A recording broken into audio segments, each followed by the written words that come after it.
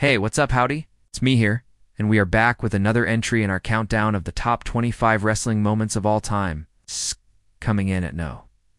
8. The Monday Night Wars. Now, there were a few different stipulations for this list. On one corner, we had the World Wrestling Federation, later known as WWE, who was airing their show called Monday Night Raw. In the other corner was Ted Turner's World Championship Wrestling, who was airing their show called Nitro. These two shows went head-to-head from '97 to late 2001. Fans stormed the stage during Nitro and attacked the NWO, which led to the debut of Dennis Rodman in wrestling. After the dust settled, though, the damage was done. People felt like Hogan and the NWO had cheated to win the match, and that WCW had cheated its fans. The growth of Nitro threatened the very existence of the WWF. This led to an unprecedented level of competition. Every Monday night, both companies pushed the limits to see how much they could push the envelope when it came to attracting new viewers. As it turns out, Hogan had never left the WWF. The card was stacked with talent, and the matches were incredible.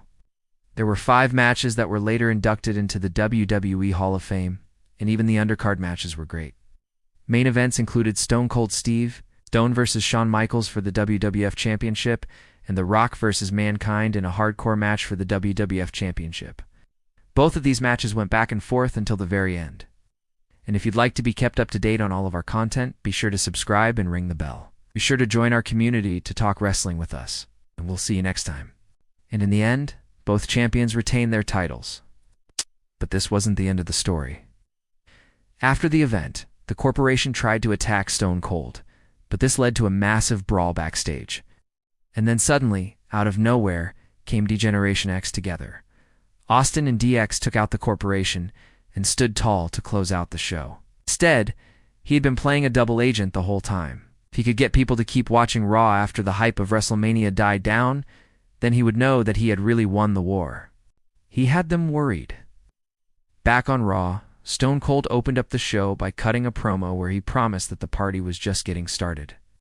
Then to drive home the point, DX jumped the announce table and partied with the fans.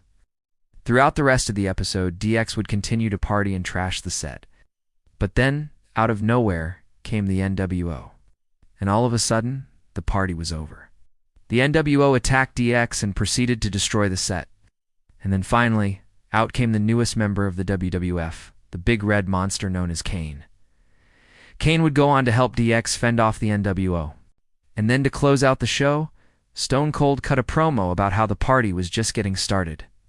He helped WCW gain popularity to weaken the WWF, so he could eventually come back and take over.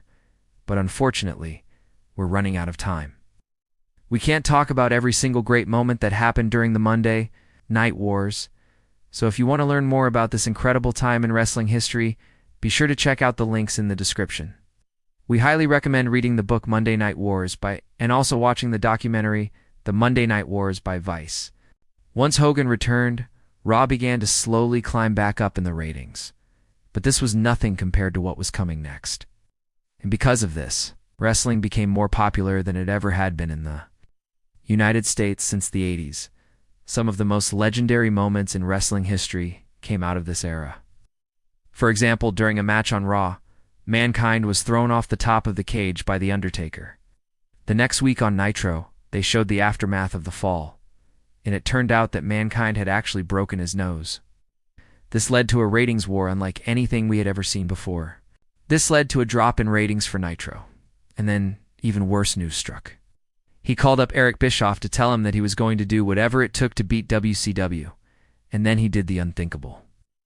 At Survivor Series, he brought out none other than the recently retired Hulk Hogan, and then right after that, he announced that the WWF was going to begin airing live episodes of Raw. To say that fans were shocked would be an understatement. Since Hogan had left the company, the WWF had built up a storyline around the idea that he had betrayed the company and sold it to the highest bidder.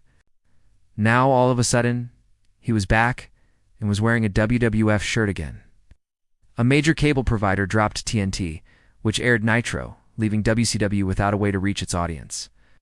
During this time, they pushed the limits to see how much they could push the envelope when it came to attracting new viewers. On September 4, 1996, WCW debuted a new show called Monday Night Nitro.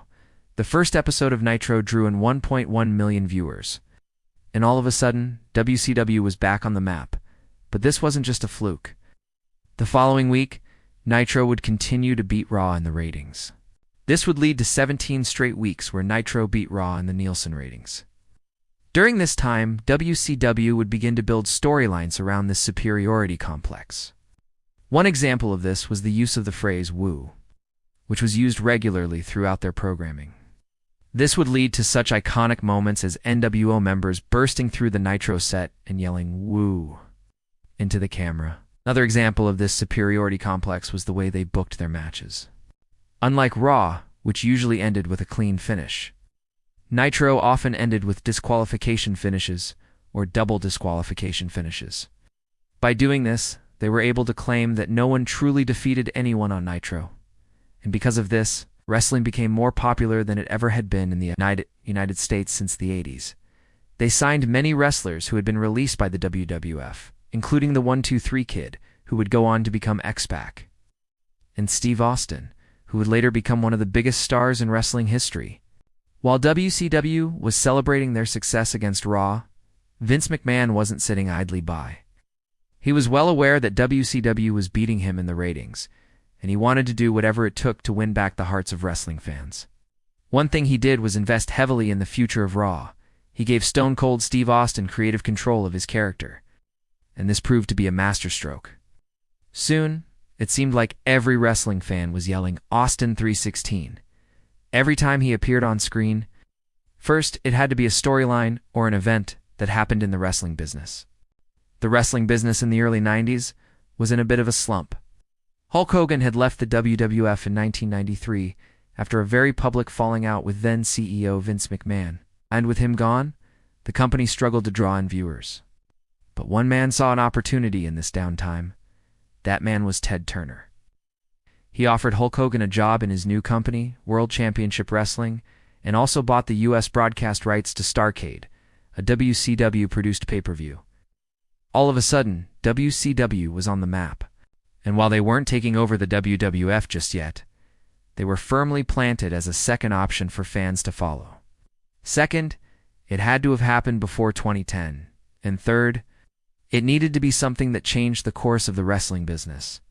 With those three things in mind, the Monday Night Wars definitely made the cut. Every Monday night in the late 90s, two titans of wrestling went head-to-head in a battle for television supremacy. But how did these wars start? Well, let's take a look back. But things would change in 1996. That year, Eric Bischoff, who had been working behind the scenes for WCW, took over as the company's executive producer. Not long after he took control, he began producing an event that would change the direction of the company forever. That event was called Bash at the Beach, and the main event was supposed to be Hulk Hogan and the NWO, managed by Eric Bischoff, taking on Sting and Roddy Piper. However, during the match, Sting was given the dreaded "You cut and see me" hand signal by the referee after he accidentally low blows Hogan. Hogan would go on to win the match. But soon after, Sting would confront Hogan and make it clear that he was not happy about being screwed. Weeks after Bash at the Beach, it would become clear that Sting wasn't the only one unhappy about how the main event ended. With all of this bad news, it seemed like WCW was headed towards a slow decline. But then something happened that would change everything. As the months passed, WCW continued to grow.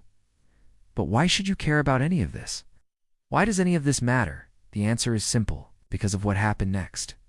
After 20 weeks of losing to Nitro in the ratings, Vince McMahon decided that enough was enough. Now, if you've watched some of our other videos, you may know that this was a bit of a swerve, meaning that the whole thing was planned by Vince McMahon and was part of a storyline.